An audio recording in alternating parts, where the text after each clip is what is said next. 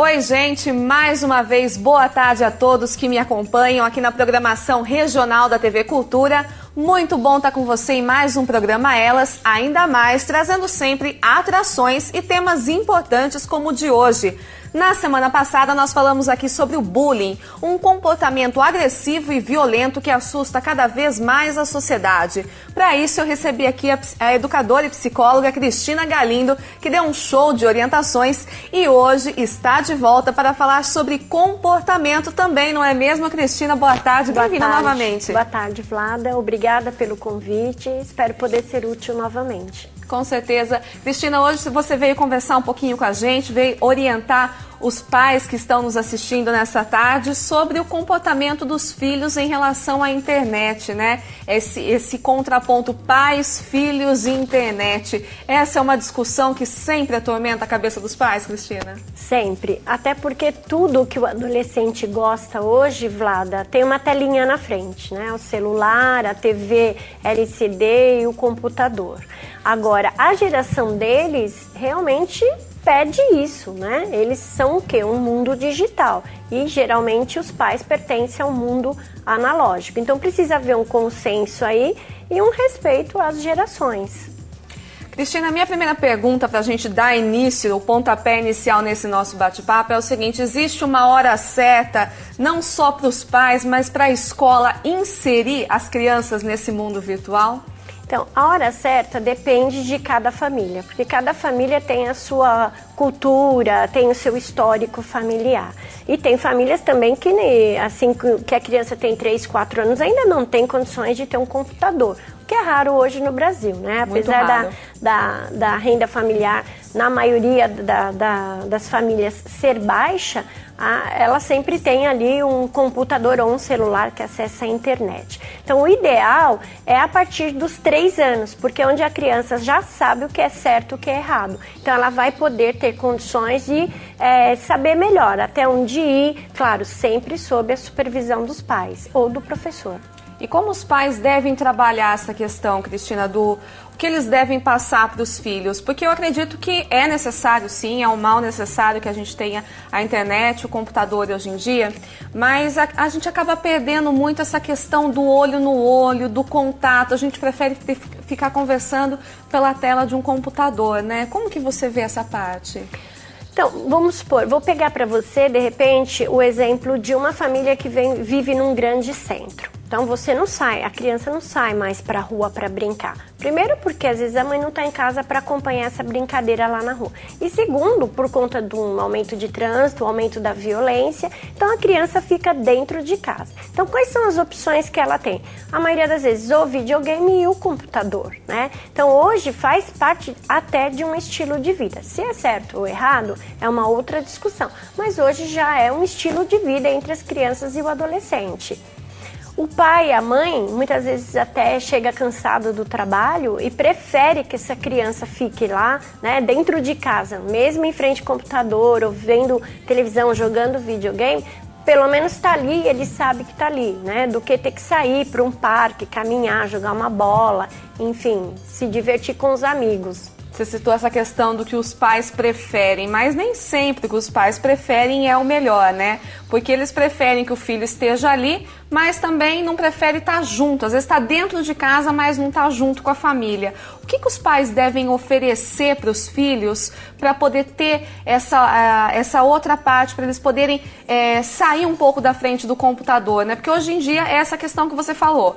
Os pais chegam cansados, trabalham o dia todo, então chegam em casa, quer tomar um banho, daí um deita no quarto, o outro vai ver televisão na sala, o filho está no quarto no computador. Não se tem mais aquela reunião familiar. Que orientações você poderia passar para esses pais para que houvesse mais essa união e a criança saísse da frente do computador e fosse ficar junto? Seria um filme, por exemplo? Hoje, até por coincidência, tem num grande site aqui no Brasil, uma notícia de que há uma nova epidemia entre os brasileiros, a solidão. Então a gente já até esperava isso determinada faixa etária, mas ali ele aponta que não. A partir dos 12 anos as crianças começam a se sentir sozinhas, né? Aí você diz para mim, o que você acha ideal? O ideal mesmo seria resgatar alguns valores que estão se perdendo. Por exemplo, jantar todo mundo junto, Hoje você vê muitas crianças que comem em frente ao computador, não levanta nem para ir ao banheiro se precisar, né? Vai no último instante. Você vê, por exemplo, o caso do pai, da mãe chegar estressado ou tá cansado, querer relaxar um pouco, às vezes acaba dormindo, né? E ali a criança fica em frente ao computador muitas horas. Ou às vezes né? o filho pede atenção e o pai manda pra frente do computador. Olha, vai lá no computador, ou vai ver televisão, né? Deixa que eu tô cansado. E tem casos até do pai ser agressivo, ou da mãe jogar um chinelo, jogar um objeto, né? Sai daqui, vai pro seu quarto. E aí, o que ele faz? Ele cria lá no computador o mundo dele, a realidade dele. Então, o ideal seria, né, sempre que possível, realmente jantar juntos, fazerem uma brincadeira, jogar uma bola, nem que for por 15, 20 minutos, fazer uma caminhada à noite com o filho, sentar, desligar tudo e bater um papo. Não precisa ser assim, coisa de horas, mas 15, 20 minutos que você faz isso já dá bastante diferença no comportamento da criança, né? E outras práticas que a gente diz que é a moda antiga, mas que ainda funcionam bastante para aproximar pessoas. Quem sabe a gente consegue resgatar esses valores aqui. Quem está nos assistindo, quem sabe, possa fazer isso ainda hoje. Ô Cristina, na escola os professores estão ali, tem os laboratórios, os professores estão supervisionando o que os alunos estão vendo, mas em casa nem sempre é assim. Existe algum cômodo ideal que os pais devam deixar o computador para o filho estar utilizando? Desde que não seja no quarto, né? Porque às vezes o pai ou a mãe coloca o filho de castigo no quarto com a internet e a televisão. Então não é castigo, né? Não, tá ótimo. Mas demais, também, né? O computador, ele tem que ficar num ambiente onde circulem pessoas, né? Onde ele não precise fechar a porta. Ah, eu quero privacidade, porque o adolescente, ele quer ter os seus direitos e pertences respeitados, né? Mas ele também tem que ver que ele está num local que é comum a outras pessoas da família, né? Então, deixar fechado num quarto, isso não é possível. Se a sua casa é pequena, então deixa na sala, né? Ah, mas não vai combinar o computador na sala. É melhor que fique, desagregue até a harmonia do ambiente material por um tempo, mas que você tenha ali seu filho sob controle. Não que você vá pressionar, mas você vai monitorar a criança. E por falar em controle, em monitoramento, aí existe um limite de horas que os pais devem impor? Porque se deixar para o filho, se você falar assim, olha, 10 horas da noite eu quero que você desligue o computador e vá para a cama. Isso não vai acontecer, né, Cristina? Não. Não, o limite depende da faixa etária. Não adianta você pegar um adolescente e dar 2 horas para ele, porque ele não vai. Ele vai falar que desligou, você vai dormir, ele vai lá e liga o monitor e continua na internet, né? Então, o diálogo... São bem espertos nisso, né? São. Então, o diálogo, a conversa e mostrar para o adolescente que a partir do momento que ele está deixando de fazer um passeio, ir a uma festa, de sair em família para ficar na internet, ele precisa tomar cuidado. Não existe o vício na internet, né? Empiricamente não tem como medir isso, mas existe a adicção à internet, quando a pessoa passa muito tempo e esse tempo em frente ao computador compromete o seu comportamento. Então o ideal seria 2 horas, depois levanta, come alguma coisa, volta e dependendo da faixa etária. Vamos falar um pouquinho das redes sociais, né, que é o grande tchan do momento aí. Como que você vê essa questão? É um mal necessário, uma mania ou uma maneira de se impor na sociedade? Porque tenho certeza, coloco minhas 2 mãos no fogo ali, porque tem muito pai por aí, tem muita mãe, Cristina, que não sabe que o filho tem perfil em rede social e que tá ali, né, como um catálogo a ser aberto por qualquer pessoa, podendo ser visto por qualquer pessoa no mundo inteiro, né? A tendência é a rede social, né, e as mídias, elas vieram para ficar. Para o adolescente e até para a criança, porque as nossas crianças, elas estão adultecendo cada vez mais cedo, né? Então você já vê crianças de 9 anos com perfil na internet, né? Cada faixa etária busca uma rede social para uma finalidade. Tanto que recentemente foi divulgado um dado que 40% dos executivos estão nas redes sociais, mas a finalidade é uma. Em contrapartida, a gente tem o quê? Brasil e Índia são os países que mais estão nas redes e mídias sociais, né? Então vamos supor, a criança e o adolescente, ele quer ser popular. Então você está lá numa rede social, quanto mais amigos você tem, né, na cabeça dele, mais querido ele é, mais popular ele é. né?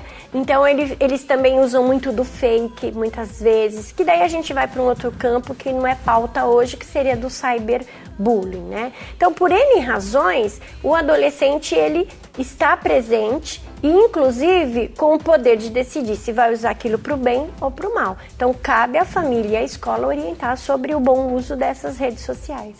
Bom, Cristina, o nosso tempo sempre passa muito rápido. Aqui a gente está falando sobre um assunto super interessante, mas para encerrar, a internet é uma ferramenta necessária, isso é fato, mas como toda ferramenta, ela precisa saber ser utilizada de uma forma a fazer o bem e não a fazer o mal. Qual que é a sua orientação? E isso para a gente estar encerrando essa entrevista, seja para os pais que estão nos assistindo, seja para os adolescentes, para as crianças.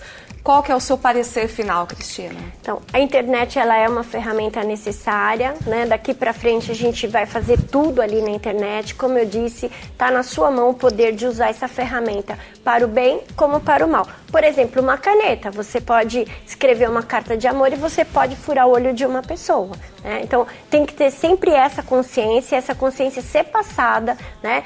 Na escola, na família, sobre pode ter acesso, mas saiba utilizar. E a questão, por exemplo, do adolescente, né, buscar usar essas ferramentas, de repente, até para aprendizagem, porque é um dos últimos caminhos que eles trilham, né? A minha orientação é, o pai, a mãe, a escola está sempre educando, sempre tratando desse tema, orientando, porque caiu na rede, você sabe que é difícil de segurar a informação, né? Por mais que você tente com medidas judiciais, é bem difícil controlar o que está ali.